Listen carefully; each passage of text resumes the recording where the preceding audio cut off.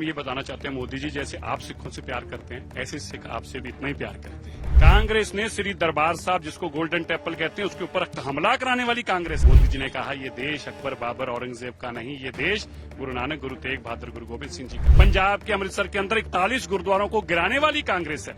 अकाल तख्त साहब के ऊपर तोप और टैंकों से खत्म करके उसको खत्म करने वाली कांग्रेस है। दिल्ली की 7 सीटों पर सिख मतदाताओं को साधने के लिए आज भारतीय जनता पार्टी ने यहां दिल्ली में अपने कार्यालय के बाहर एक बाइक रैली का आयोजन किया है। मैं आपको अपने पीछे दिखाना चाहूंगा तस्वीरों में कि हजारों ही सिख युवा जो हैं अपने मोटरसाइकिल के साथ यहां बीजेपी हेडक्वार्टर्स के बाहर इकट्ठे हुए हैं। जो बाइक रैली थी पंत मार्ग स्थित दिल्ली भारतीय जनता पार्टी कार्यालय से शुरू होकर यहां भारतीय जनता पार्टी का जो मिंटो रोड पर मेन कार्यालय है वहां पहुंचती है। और मैं आपको दिखाना चाहूंगा कि जो ये बाइक रैली है मनिंदर सिरसा हो और साथ के साथ दिल्ली बीजेपी अध्यक्ष वीरेंद्र सचदेवा के नेतृत्व में निकलती है, क्योंकि देखा जाता है कि अभी कुछ दिन पहले ही तकरीबन 1500 जो सिख युवा थे उनको भारतीय जनता पार्टी में शामिल किया गया। और साफ तौर पर 7 सीटों पर जो बड़े चुनाव हैं, 25 मई को देखा जाएगा कि दिल्ली अपने 7 एमपीओ को चुनने के लिए चुनाव में अपनी वोट डालेंगे। उसी बीच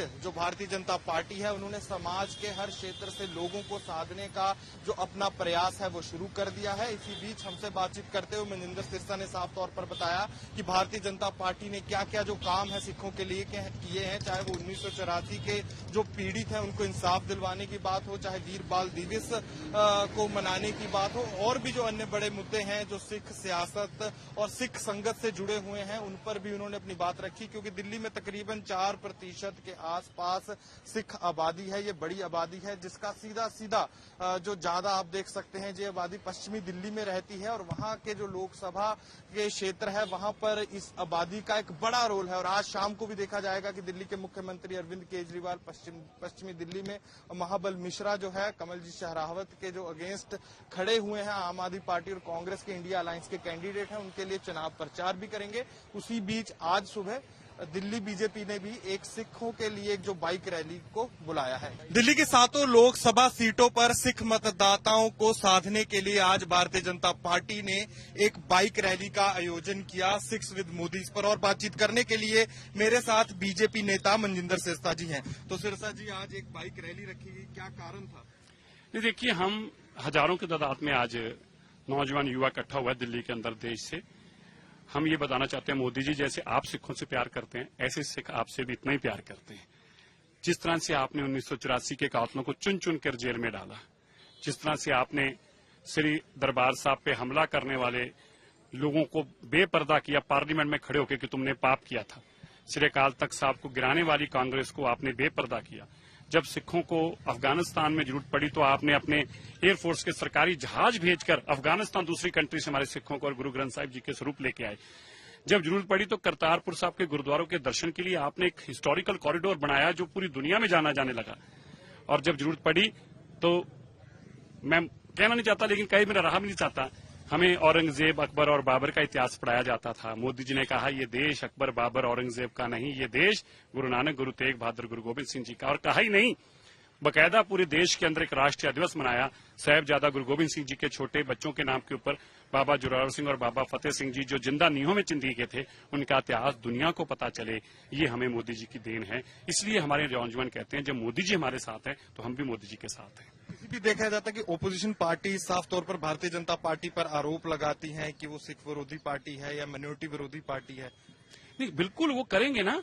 देखिए, 1984 के कातलों को, कांग्रेस को जेल में डालना, क्या ये सिख विरोधी है? क्या 1984 के परिवारों के साथ खड़े होना ये सिख विरोधी है? कांग्रेस सिखों की कातिल है।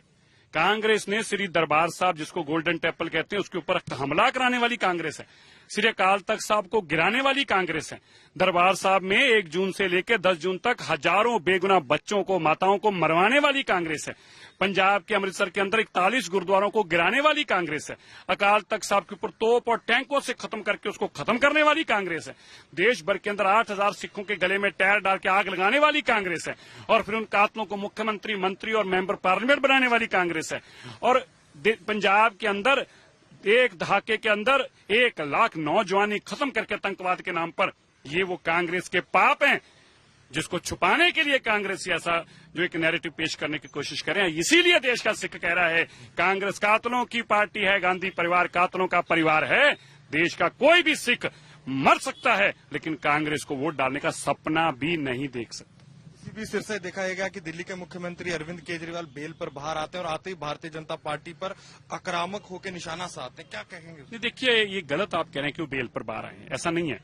उनको जैसे हार्डकोर क्रिमिनल्स को बाहर निकाला जाता है, उनको 15 दिन के लिए जेल से बाहर निकाला गया। 2 तारीख को उनको वापस जेल में जाना है। अगर वो शराब घोटाले में लिप्त नहीं थे तो कोर्ट ने उनको बाहर आने की इजाजत क्यों नहीं दी? क्यों उनको 2 तारीख को वापस जेल में जाना पड़ेगा? जहां तक आक्रामक की बात है, वो होंगे, स्वाभाविक है। 50 दिन जो आदमी जेल में रह के आता है, पहली बात है तिहाड़ जैसी जेल में रहना कोई आसान बात तो नहीं है। और वो एबनॉर्मल भी दिख रहे थे कल, क्योंकि उन्होंने जैसे परसों ऐलान कर दिया था कि मैं हनुमान मंदिर जाऊंगा और वहां आप दिल्ली सारी पहुंचेगी, लेकिन वहां तो 40 लोग नहीं पहुंचे। तो फ्रस्ट्रेशन होगी, परेशानी हुई। लगा था मैं जेल से बाहर आऊंगा तो जलजला आ जाएगा, धरती हिलने लगेगी, आसमान फटने लगेगा, धरती खिलर जाएगी। कुछ हुआ ही नहीं, एक आदमी नहीं बाहर आया। तो फ्रस्ट्रेटेड हैं। मैं अरविंद केजरीवाल जी आज तक के माध्यम से आपको विशेष तौर पर बताना चाहता हूं, आपने तो वैसे भी जेल में होना है। प्रधानमंत्री 2024 से 2029 तक भी मोदी जी होंगे और 2029 से लेके 2034 तक भी मोदी जी ही होंगे, आप चिंता मत कीजिए। इसी बीच आज भी अरविंद केजरीवाल वेस्ट दिल्ली में एक रैली करेंगे। साफ तौर पर देखा जाता है वेस्ट दिल्ली जो है ज्यादातर सिख आबादी है, वहां पर डिसाइसिव रोल अदा करती है। तो कैसे देखेंगे आज केजरीवाल भी आज वेस्ट दिल्ली पहुंचेंगे? कुछ नहीं है, वो इसीलिए आज वेस्ट दिल्ली तो आपके सामने हजारों की तादाद में यहाँ लोग पहुंचे हुए हैं। ये है, इसमें है स्ट्रेंथ किसी में दिखाने की। कम्युनिटी सिख कम्युनिटी बीजेपी के साथ खड़ी है, ऐसे दम से खड़ी है, नकली नहीं है। अरविंद केजरीवाल जी करके दिखाएं। मैं उनको चैलेंज करता हूं, अगर सिख उनकी बात सुनते हैं तो इस तरह से खड़े करके दिखाएं। हजारों की तादाद में आज सिख देश के मोदी जी के साथ खड़े हैं। तुम्हारे साथ सैकड़ों में भी नहीं खड़े, 100 में भी नहीं खड़े, क्योंकि तुमने बच्चों को शिक्षा की जगह शराब परोसी है, किताब की जगह शराब की बोतल दी है, नशा परोसा है तुमने और नशे से पैसा इकट्ठा किया है, इसीलिए तुम्हें शराब लगा है दिल्ली के लोगों का। तो आपको मैं विजुअल्स में अपने पीछे दिखाना चाहूंगा कि आप देख सकते होंगे कि बहुत सारे मोटरसाइकिल हैं और साथ के साथ दिल्ली भर के अलग अलग इलाकों से आए हुए सिख युवा हैं।